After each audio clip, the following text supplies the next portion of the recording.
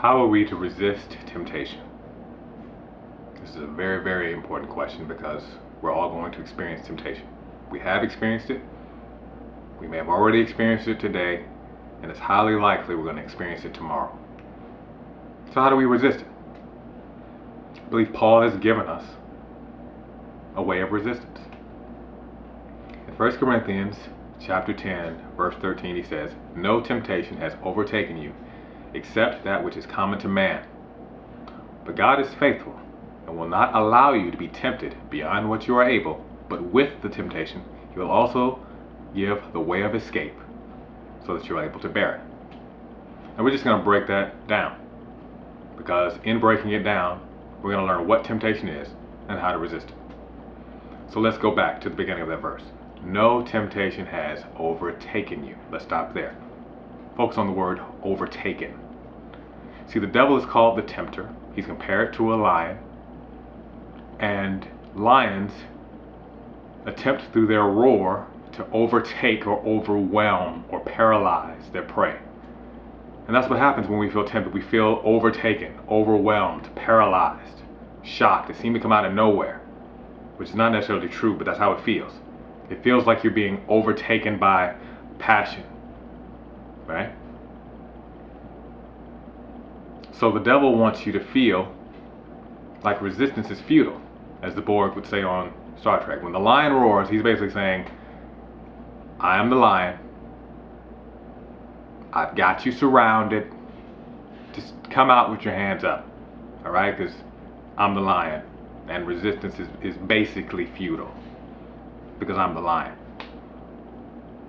And so he intimidates his prey, and they feel like, what? Just frozen. What are we going to do? Where are we going to go? Everywhere we go, the lion is there, right? Well, that's how temptation feels. Temptation feels like it's just surrounding you. It's hitting you so hard you feel like you can't even get up. But God is saying through Paul, no temptation has overtaken you except that which is common to man, or mankind, or humankind. That means from Adam until you. No temptation is uncommon or something that no one has ever experienced. But again, that's a lie. You not only feel like you're being overtaken, but think about the prey with the lion. They feel isolated, alone, right? And that's what a lion tries to do, is to isolate the prey, to find the one that is alone. So when you're tempted, you feel like this is just you and the temptation beating you down, right? Okay. So he's trying to make you feel overwhelmed and alone. No one in history has ever gone through what you're going through right now. Nobody. And immediately people will object to this. It's like, well, Adam and Eve didn't go through this. I mean, there was no pornography and no crack. So there. That is a temptation that has overtaken me that is uncommon, because the first man and woman didn't have porn or crack. Well, let's just look at that. I thought about that. I thought, well, you have to look at the essence of temptation. Now, right now I'm just using sex and drugs, meaning physical passions and addictions, right? And those are usually being two very strong ones in our society. Sex, drugs. Because we're overwhelmed or overtaken, if you will, by constant sexual stimuli. And then one of the main problems in America is drug addiction, alcohol addiction, nicotine addiction, right? Okay, so let's just look at it. Adam, Eve. The tempter comes to the woman, presents her with the forbidden fruit, literal forbidden fruit. Now, we use forbidden fruit figuratively, but this was an actual piece of forbidden fruit. God had forbidden them to eat from the tree of the knowledge of good and evil. He deceives her. She believes his deception. She eats it. Okay? Now, she presents this to the man, because God, when he punished Adam, he said, because you listened to your wife and ate from the tree that I commanded you not to eat from. So somehow there was some intercourse, verbal intercourse between him and Eve. Now you got this naked woman standing there, the first naked woman, the only naked woman. She's naked. And it's highly likely that she was very attractive.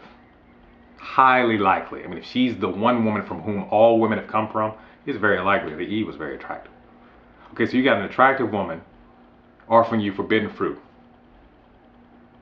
Now the fruit actually looks good to eat. It looks very edible, And it's mind altering. Okay?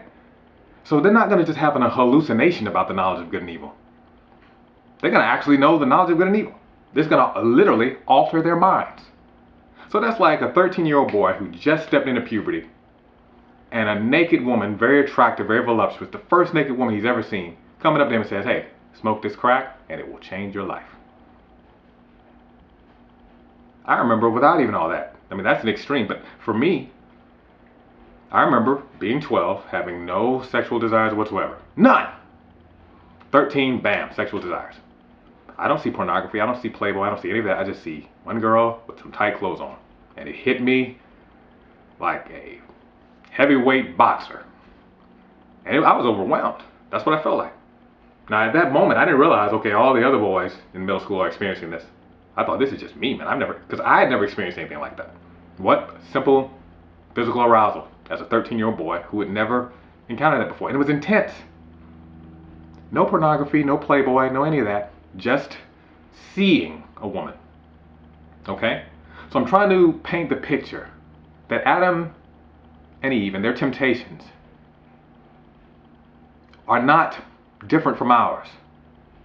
Okay? Yes, there was no pornography. There was no internet. Thousands of years ago or whatever, but there were prostitutes whom men could go watch and have sex. That's pornography. There were mind-altering drugs and addictions to mind-altering drugs. These things didn't just start in 2011, is the point that Scripture is making. So nothing you're going through is an experience that is beyond what all humankind has experienced. No matter how overwhelmed or overtaken or paralyzed or alone you feel, that's a deception. So no temptation has overtaken you except that which is common to man. But God is faithful. Now that's the other temptation. The other temptation is that God is not faithful. That God is just telling you, look, but don't touch. You know, God himself is giving you these desires and then telling you that he doesn't want you to fulfill them. That God is the one who's actually untrustworthy in this sense, as your creator, creating your desires and then not letting you fulfill them. But James makes it clear that when we're tempted, we are not to say that God is tempting us, because God does not tempt us to sin, nor does he sin. So God is faithful and will not allow you to be tempted beyond what you are able. There's the other lie. I can't handle this. I can't resist it. This is irresistible. I cannot resist cigarettes, drugs, alcohol, women, men, pornography, whatever. I can't resist it. I'm overwhelmed. God is not with me. He's given me these desires, but won't let me fulfill them. And it's an insatiable, irresistible desire. That's a lie. You're not going to experience anything that no one else has experienced. God is not tempting you, and he's not the one that's untrustworthy, but it's the devil who's lying to you right now. And he will not allow you to be tempted beyond what you're able. Examples of this? Adam and Eve. Think about it. They were already told to be fruitful and multiply, fill the earth and subdue it. So Adam could have sex with his wife as much as he wanted already. Okay? They could already eat from all the trees except one. They had never tasted any fruit for that matter. It's not like God said, okay, take a bite from the tree of the knowledge of good and evil. Whoa, that's enough. Now don't you ever, ever eat from that tree again. And if you do, I will kill you. Now they got to walk every single day looking at that tree, having taken a bite out of it, and with the fear of death, not eat from it. No, they had never eaten anything at all. Any fruit, not just from the tree of the knowledge of good and evil, but from the tree of life either. They don't know what any fruit tastes like. So it's not like God is tempting them. Okay? And they don't need it to live in the sense that they're going to die if they don't eat it. Okay? Clearly that's not the case. So they can eat whatever fruit they want except for that one. Okay? They've never tasted any fruit before, including that one. So it's not like, you know, they don't know what they're missing, if you will. So this temptation is not overwhelming or anything. This is not something that they can't resist. When Satan came after Job, God put specific limitations on what Satan could do and what he could not do. When Jesus was tempted by the evil one, he was full of the Spirit and led by the Spirit to do battle with the devil in the context of temptation. So he went there full of the Spirit, led by the Spirit. So those three examples are examples in Scripture where we can see that God is faithful. He doesn't allow us to be tempted beyond what we're able, but with the temptation, he makes the way of escape so that we can bear it, so that it's bearable, resistible. Well, what is the way of escape? I see two in Scripture. One, prayer. In the Lord's Prayer, he flat out says to pray, lead us not into temptation, but deliver us from the evil one. Now, what's the first thing he said in the Lord's Prayer? Your kingdom come, your will be done on earth as it is in heaven. And John makes it clear that when we ask anything according to God's will, we know that he hears and answers our prayer. So we know it's God's will to lead us not into temptation, but deliver us from the evil one. So we can know if we ask that, God is going to do it.